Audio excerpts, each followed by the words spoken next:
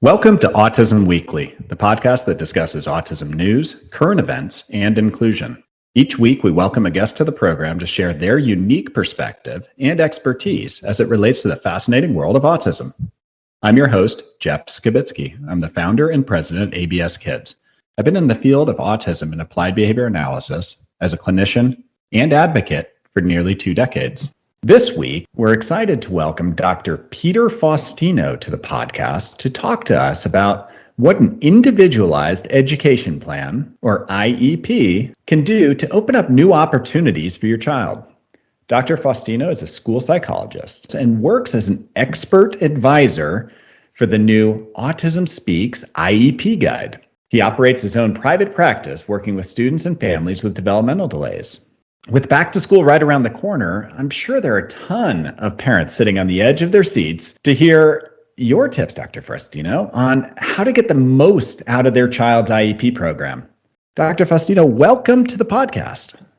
Thank you, Jeff. Thank you for the invite. I'm excited to be here and to have a conversation. Well, I'm excited to learn, but in order for me to start learning, I always want to know, where did you get started to be involved with the autism community? So as a school psychologist, you will have seen so much, but oftentimes there's a connection to autism or a family, or how did you get involved? Whenever I think about this topic, I usually go back to the very first year I was a school psychologist and sort of got thrown into some of this work because of a student that entered the school building with very little information about her needs. And I think, that dating back 25 years, it was a bit of a different landscape when we start talking about IEPs or the stigma around certain conversations with regards to disabilities or mental health or anything along those lines. And as we started to partner and work with this particular family, I think it became even more evident that it was autism and that some of the unique behaviors really look like that. And so I think for me, I was hooked. It was something maybe that we didn't cover enough in graduate school 25 years ago, and I wanted to know more. But then I would say just fast forward a little bit to me working in a middle school, and there was a young man, I can say his name because I've told the story numerous times, but Matthew Harris, who knocked on my door and said, "Can I talk to you about something, Dr. Pete?" And I said, "Yeah." And working in a middle school, I didn't know what I was going to get, when he walked in the door. And what he said to me was, "My little brother was just diagnosed with autism, and I don't know how to talk to anybody about this. I haven't told any of my friends or my teachers." And what we ended up doing was having a few conversations about ways to spread awareness and just sort of like educate the school building about what was going on. And he ultimately made a connection to Autism Speaks, which was sort of starting, evolving, growing. And we realized that there was, a lot of organizations doing this work before us, but that there was still a lot of room to do some of this in schools. And this IEP guide is just sort of one of those outgrowths of some of the volunteer work that I've been doing. Well, it's much appreciated. That power of resources, the power of community, the power of having somebody to be able to help drive you in the right direction is just a stepping stone. Because I'll tell you, the landscape of autism and of IEP services, it's hard for even professionals at times to navigate. I guess maybe we could start at the beginning how or when does a parent start planning their child's education path? I would say begin as early as possible. Sometimes I'm straddling both worlds. As a practitioner in the schools, I'm seeing it from one lens, and then having a private practice, I'm seeing it from another lens. For a period of time, I was serving as an administrator, so I'm sort of looking at it from a couple different angles. And what I would generally tell both, parents and clinicians is start the process early, start the planning early, start the conversations and the partnerships as early as you possibly can. I think the benefit, just, the more time you spend having conversations about kids, the more you come to some solutions that really yield, I think, good benefits. So do you have to have a diagnosis to have an IEP? I mean, what's the process of being able to identify, I think my child has these needs, I don't have a psychological diagnostics done, so I have no diagnosis for autism. I have no diagnosis for an intellectual delay. How do I still get these services? Yeah. That it's a great question. And I think the easiest answer is yes, you do need a diagnosis. I mean, when we talk specifically about IEPs, although wouldn't it be great if everybody had their own individualized education plan, right? You enter school, you've got this document that talks about your strengths, your weaknesses, goals each year, right? It's sort of a little bit of a contract as to what's going to happen, mapped out for you. I mean, that just sounds like it would be really amazing. Sounds wonderful. I'm not sure most schools are going to be able to provide that for every single student, but what we recognize is that for students who have an educationally handicapping condition, that what we really need to do is sort of outline more specifically the agreement as to how we're going to educate the student and provide certain mandates or certain guarantees as far as their education goes.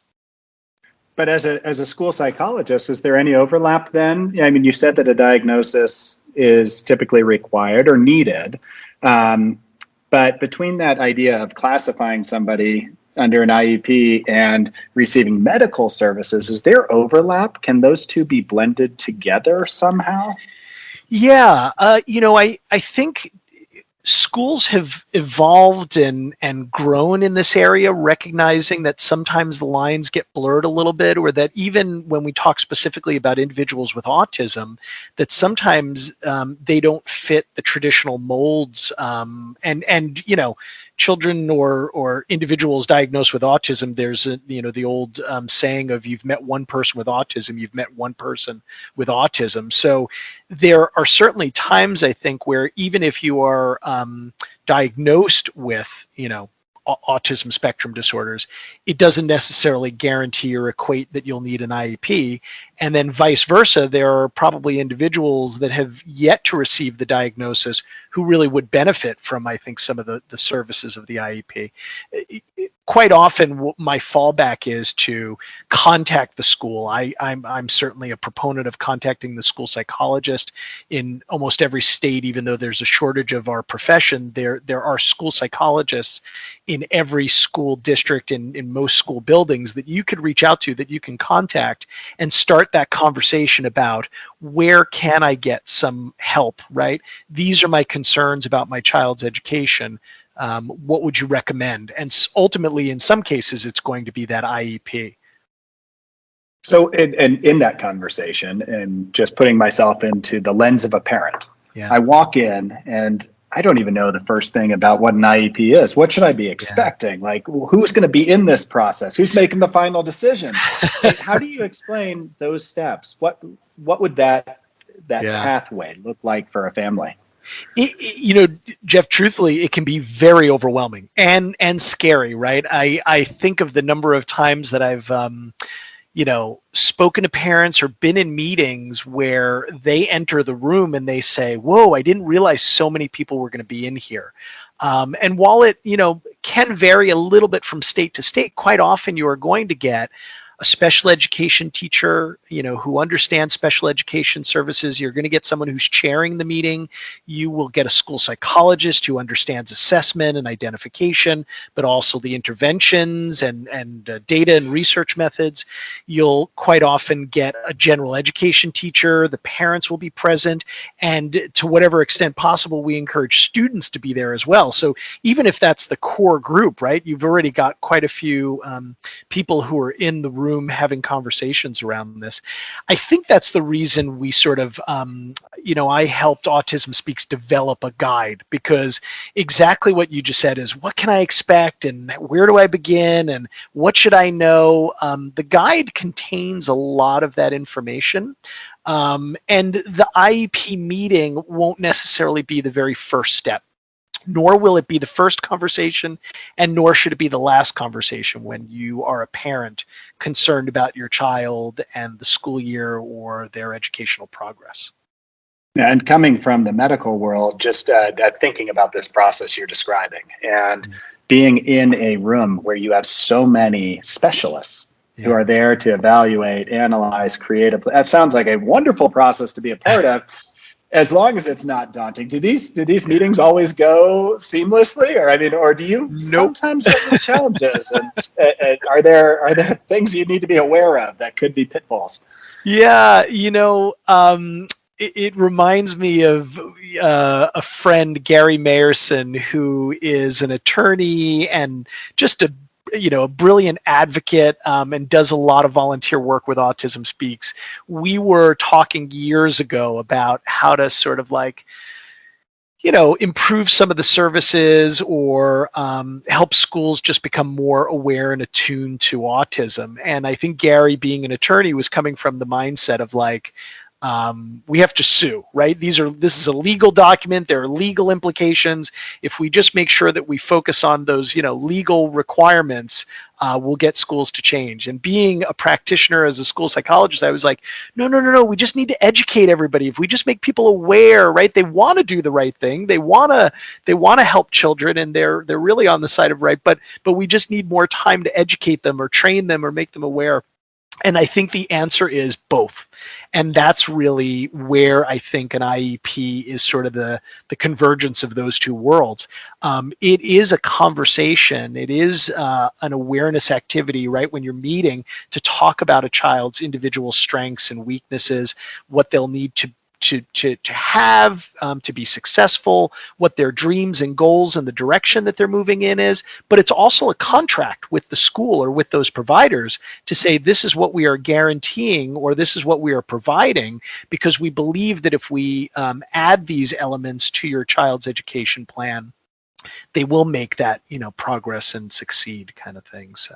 Yeah, and it seems like what you're describing is, it's never a bad thing to ask for additional help. I know some states have parent centers that have designated parent advocates that work to be able to help support this process, to stay away from those frustrations. But is this something that you could, as a parent, invite whoever you feel is going to be beneficial to that conversation into the meeting? Yes, absolutely. And I love parent advocates. There are educational advocates. Sometimes there's even just a friend or a neighbor or someone in the community who, acts as a parent representative to say, well, I went through this process with my older child, or just recently, and I'm just sitting here to answer your questions, to lend some support. I also think it's really important when parents engage with private providers for anything, that we have that information, because, as much as I think school teams do an amazing, wonderful, hardworking job, they're using the perspective and the lens of the school building, right? I mean, they're seeing a child from 8 to 3. And there's a lot of wonderful information there, but there's also the hours from 3 to 8 a.m. that parents and providers will, see. And I think you really have to have all of that information when you're developing a plan. I couldn't agree with that more. Even IEPs, educational planning, or in medical planning, is having that provider that maybe is spending 25 hours a week with your child, even just be there to be somebody to ask questions or pose questions to. Yep. It's important. It's an important data point to have, even if they're not guiding the plan, is that they're a voice in that process, which I think is key.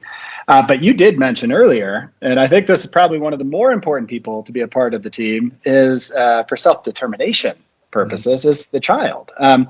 Tell me something. I would imagine every single time every child will bring something slightly different to this discussion, because they're advocating for their desires, their needs. Do you have any experience with children being in that IEP process and what that could look like? Absolutely. Yeah. I mean, to whatever extent, inviting the student themselves to the meeting is just so important. I've worked at every stage in school, so elementary, middle, high school. And I remember in elementary school, even if a child wasn't able to attend the meeting, parents would sometimes bring a photo of their child. And it was such a wonderful reminder of this is who and why we are meeting. This is what it's all about. Let's stay focused on this, photograph of this, little girl or little boy, and I think it humanizes the process a little bit that sometimes can have so many different moving parts. In middle school or high school, it's critically important to invite children to attend the meetings. What I've often found is in the middle school years, you can invite them to a portion of the meeting. You can invite them in, talk a little bit about the progress of the year, maybe their hopes for the following year, and then they can sort of be excused, and you might be able to do some of the the detail work. When students get to the high school level, I really love for them to be in full attendance of the meeting, because it's such an integral part of their transition planning, of their future. And I think, you were alluding to it, but I use the term a lot of self-advocacy, right? Of just, this is what I want out of my school experience, out of my life. This is what I think and feel. And even for children who are nonverbal or, more severely impacted, there is always room for them at the table. There is always a way to help with the communication of those things. What I find sometimes is funny is what those students will often ask for, or they'll help remind us of what's really important in a meeting. We may want to spend time on, test scores or setting goals, or, the number of minutes of a service that's going to be provided. And I've had students that want to, have us write into an IEP guaranteed pizza every day at lunch, but it's got to be the square kind, not the other kind, or longer recess, or they want doubling up on computer classes, or whatever it might be. So sometimes there's a lot of humor in involving the student. It's refreshing. It sounds like that particular student might be consulting with my children. I think this might just be going across the board. I had no idea that square pizza was the most popular thing in schools. There's something about it. I don't know what, but there's something there. And you had really kind of hit on this, but I actually, now that you're talking about including the child in the IEP process and the stages of being able to do that, I love the fact that bringing a picture by a family, I think that is so important, just to realize who we are and who we're here for. But I also think that this is potentially a skill building opportunity that a lot of kids don't get the chance to do in general. Is, how do I go in and advocate for my own needs? How do I sit down in this setting and talk about what I really care about? And, I think about my middle school years, I think about my children. I don't know that they have the chance to be a part of their own education plan. And it's a real blessing to have that opportunity to kind of talk through how to meet my goals, how to meet my needs. So I think it's kind of a neat prospect. How frequently do these meetings occur? I know that it should be based off process or progress, but yeah. I mean, ideally, there's guidance in the law that talks about, more specifically, about annual review meetings. So at least once a year, you will be opening up this document. You will be, looking at the progress from the year behind, making plans for the upcoming year. And then built into the law and to the system around IEPs is reevaluation. So once every 3 years, taking what might be considered like a deeper dive into assessing or the benchmarks of their progress, or just looking at the document itself. Even asking the question like, does the child still need or benefit or require an IEP, or do we start to declassify? Do we need to consider alternatives if things are not progressing to the degree that we want? But even with that said, that you're guaranteed an annual review meeting, and that every 3 years you're going to get additional sort of like assessment information. Sometimes that's a major component of what the school psychologist will do.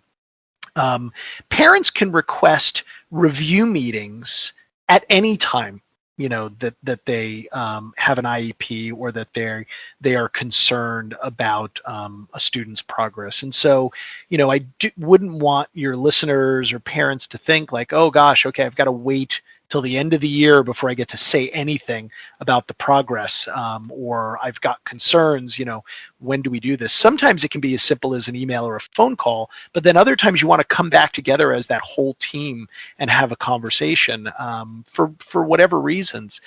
The other bit of information that's important is that there are quarterly progress reports that are built into IEPs as well. So once you sit down at that annual meeting and you say, okay, here are the goals that we are, reasonably expecting from your child, given all of the services and the accommodations and what we've built into this document. At least 4 times a year, you're going to get little updates that say, I think the child is progressing satisfactorily. I think they're gradually doing this. We haven't started this goal yet, or we've achieved this goal. And isn't that good news? We'll move on to the next goal, kind of thing. So there are lots of different things built into the system, but sometimes I do think that parents feel like everything's got to come out at that one meeting, or it's got to be like a 3-hour meeting just to cover everything. And the truth is, there should just be open dialogue and communication all year long. And if you've got concerns, you can always request a review, a program review. Yeah, I'm glad that you said that, because I look at the IEP and I look at a 1-year process that's guaranteed. But the goal is inclusivity. The goal is that over time we're reducing the need for accommodations, the need for these modifications that are put into an IEP plan. And they're happening quarterly, they're happening throughout the year. And it's nice to be able to get together, if you can, to figure out, how do I promote more inclusivity? How do I create a more of an open environment for my child to contribute wherever they want? So what's the value in your vision from a school psychologist as creating an inclusive system? Yeah. Oh, I'm glad you brought it up, because I would say in the last 15 years, that has been the primary focus of my efforts and my work about creating a more welcoming, inclusive environment, in particular in schools for children with special needs, because I think it benefits everyone. I really have seen it firsthand. And, like any change or like any sort of like mindset, right? It can be a little scary. It can be a little, concerning about what it's going to look like. But there's a great comic strip. I don't know if it's Far Side, but it's this picture of a school, the entrance to a school building. And it had snowed. I mean, there's snow all over the steps in the front of the school, and the custodian or the school leader is shoveling the steps, and there are kids waiting. But right next to the steps is a ramp to get into the school, and there's a student in a wheelchair who says, can you clear off the ramp so I can get in? And the person clearing the steps says, well, I have to clear the steps first, to let these other students get in first. There's more of them. And the person in the wheelchair says, but if you clear the ramp, we can all go in. And it's like the most powerful comic strip that I've seen. I use it sometimes when I'm doing presentations, because I think it hits that element of, if you plan for students with special or unique learning needs, right, you can create this universal design. You can actually benefit everybody in the classroom.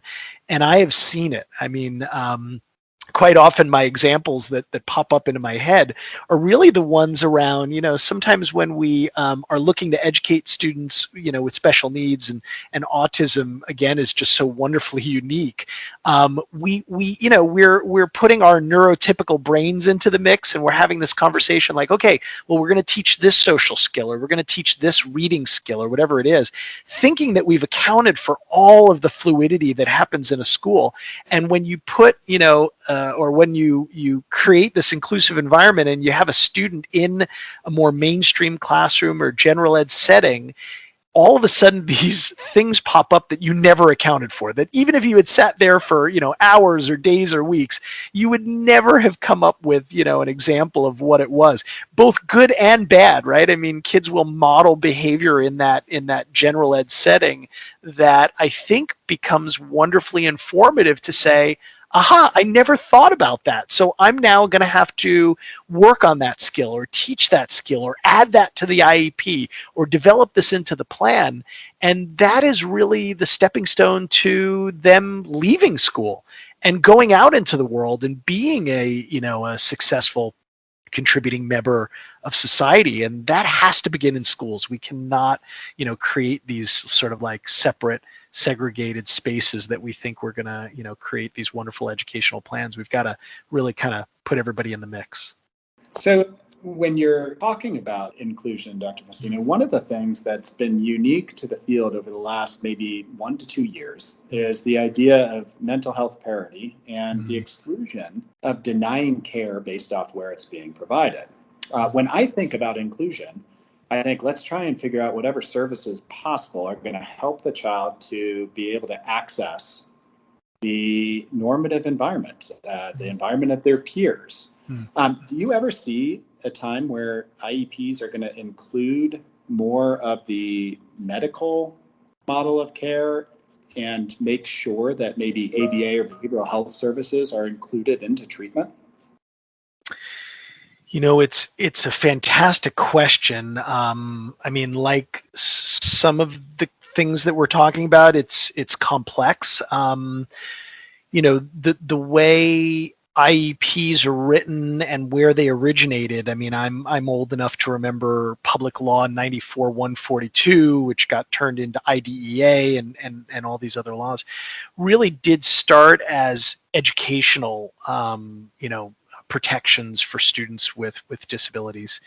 And while I think one of the original goals was really to improve access, I think it was originally a conversation around improving access in the school building. To your question and to your point, the last 2 years, 18 months to 2 years that we've been experiencing the pandemic and COVID has created closures in schools. It's been a fascinating sort of experiment that we may not have had prior to this, I hope that it's a silver lining to some of all of this trauma and tragedy, is that we might not have to necessarily, contain all of the services to the four walls of the school building. And even though I've been involved in the conversation around mental health my entire career, I think it's sort of one of those moments in time that we are talking about mental health in ways that we just never did before. And even more specifically around autism, I mean, sometimes we've gotten so focused on the conversation or the word autism, or we've focused on, what are the challenges in schools, what are the challenges in work and employment. We haven't had enough of those conversations around mental health and autism, the anxiety, the depression, some of the things that can be sort of comorbid with, a diagnosis or with the experience of autism. And I don't know. I think it's going to be an interesting future. I think these conversations are starting to happen right now. I think we're doing a lot of look backs and reflections, and there's even some research and data that's starting to come out, just really hitting the peer-reviewed journals now. So I think it's going to be an exciting time to have these conversations and see what evolves. Yeah, and I think that does open up a lot of dialogue for the future. And there's a lot of things I think that are being done really well, but there's also things that we can all do better on. If you were to have your checklist of, what are some of the things that we need to look to improve? It sounds like incorporating mental health into the IEP process might be one. What might be the next two things that you'd say, as a field or a school psychologist or as an IEP team, these are things that we can do better? Yeah. I think the two that pop, so I'll throw mental health in because I'm a psychologist. So, mental health would definitely be at the top, but we talked about the other one. I would say it's that self-advocacy piece. I really think we have to do a better job of really finding an individual's voice, to be created and to represent those IEP meetings. Parents do a wonderful job, school professionals do a wonderful job, but I don't think it's ever going to take away from the individual being there representing themselves. And then the second one or the third one that I would add in probably would be this concept of transition planning. Sometimes we can get very focused on an individual year, or we chunk the years and we say, oh, it's elementary school, middle school, high school. But the truth is the IEP is the guiding document for 21 years. When individuals leave school, sometimes at 18 or up to 21 is the legal guarantee, there are so many more years that they are in, communities, they're in our world, they're in civilization, and we have to really be thoughtful about making the first 21 years preparation for the remaining part of their life, and making it a successful one, a happy one for them. So I think we could do transition planning, starting that conversation about what does it look when you leave school. We could do that a little bit earlier. I couldn't agree more. And that seems to be a hot topic right now. I think it's something that we failed at in a lot of healthcare services.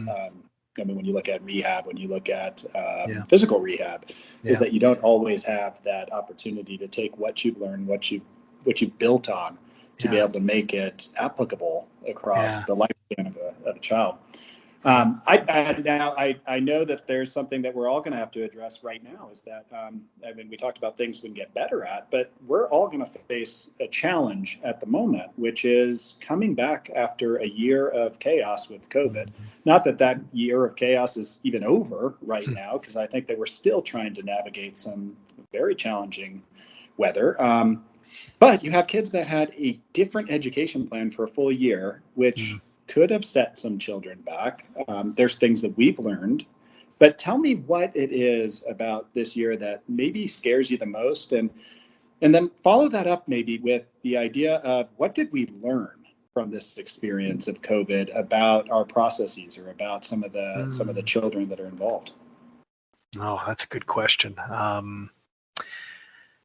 mean, I would say that I'm seeing some of the data, and in other sources, I think it's confirming a little bit of, my personal perspective on this, but that when we shifted to this, complete online learning, we really exposed, I think, some of the inequities that existed in our society, in our communities, in our education system. So, there were schools that pivoted and created these amazing online learning communities, and students were able to kind of continue accessing curriculum, or even found some skills within themselves around organization, or around structuring their learning, that I think was a pleasant surprise. Unfortunately, I think in many regards, what ended up happening when schools closed was students really lost the routines that schools create. The fact that you get up early and you go to a building, and you have a schedule, or you've got these embedded schedules that, just sort of guide you to do the work that you do. We lost the relationships that exist in schools, right? I mean, much of the work we're talking about, maybe we said it around, like, we're creating this document with, words and plans on it, but it really represents an individual, right? I mean, at the end of the day, even the services that we're providing sometimes are about those relationships that you develop in schools, in school communities, with school professionals. And then really the resources that existed. I mean, some of the resources, in particular, when we talk about, autism or certain other conditions, can only be provided, one-on-one, or in small group settings, or, physical therapy, occupational therapy. I mean, it becomes speech therapy, right? It becomes very, very challenging to provide those through a telemodel. So I think the impact was significant. I mean, I think people were feeling it. People are talking about it. But what I worry about is that when we return to some in-person learning, or a full in-person learning, that there's going to be this initial response to say, well, let's catch up. It's almost like running I ran a marathon years ago. I'll only do it once, right? One and done, because it was probably one of the greatest challenges of my life, but also one of the greatest things that I've done. But if someone told me, in the middle of the marathon, or towards the end of the marathon, if I tripped and fell and I had to get up, and they said, okay, well, now you got to run faster, right? I think I would have said, no way, I'm quitting. I just fell down. I'm exhausted. I can't run faster. You got to give me a little bit of time to just kind of get my bearings. So I do worry that we're going to return to school, and people are going to say, we got to catch up. You got to run faster.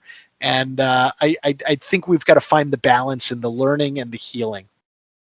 That is good advice. And I guess the bad advice is running a marathon. I don't think you'd ever continue to do that one. But the rest of it, I say, is super important.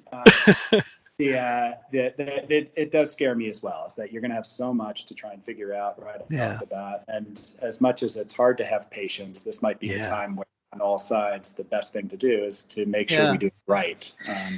Yeah, we'll be able to, I think the answer is to prioritize, right? I mean, part of the IEP and the IEP meeting is having conversations about what's critically important, what will help you kind of get to the next level. And it's never linear. It's never like, oh, I do this and then you start doing this and then I do this. It sometimes looks so much more like scaffolding or steps, right? It's like, okay, we're working really hard over a period of time, sometimes doing the same thing for longer than I thought. And then all of a sudden there's a jump and you're able to, kind of do those skills. And then we build on those skills and build on those skills. So I think at the moment we start to put some sort of time pressure on all of this, I think that's where we're gonna struggle. That if we prioritize what we've lost or prioritize what we think we need to regain that scaffolding or that footing, we'll be able to do this and just give all of us, a little bit of patience with some of this.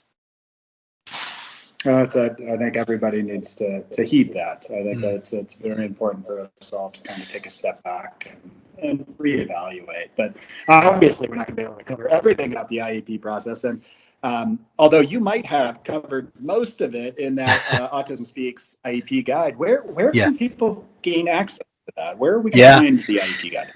So Autism Speaks has been wonderful about creating toolkits for families, for individuals, for companies, for schools, you name it.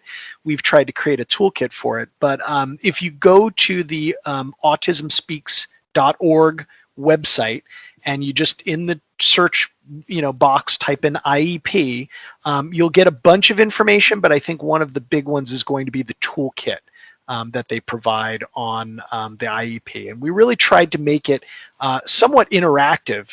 The idea that it wasn't just words, there are short little video clips that will kind of give you some guidance, and then you can it's almost like a choose your own adventure. You can click on and say, okay, I think I've got the basics. Let me get to what I got to know about developing the IEP. Or, I've already got an IEP for my child, but I need more information about changing the IEP or disputing the IEP or whatever it is.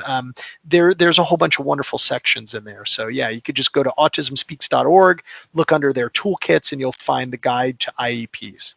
And you all should be very proud of the effort that you put into that. Not only is it very informative, but it also is digestible, which I think is sometimes hard with an IEP and giving advice through the process, is making it so that it's understood by every single person picking it up.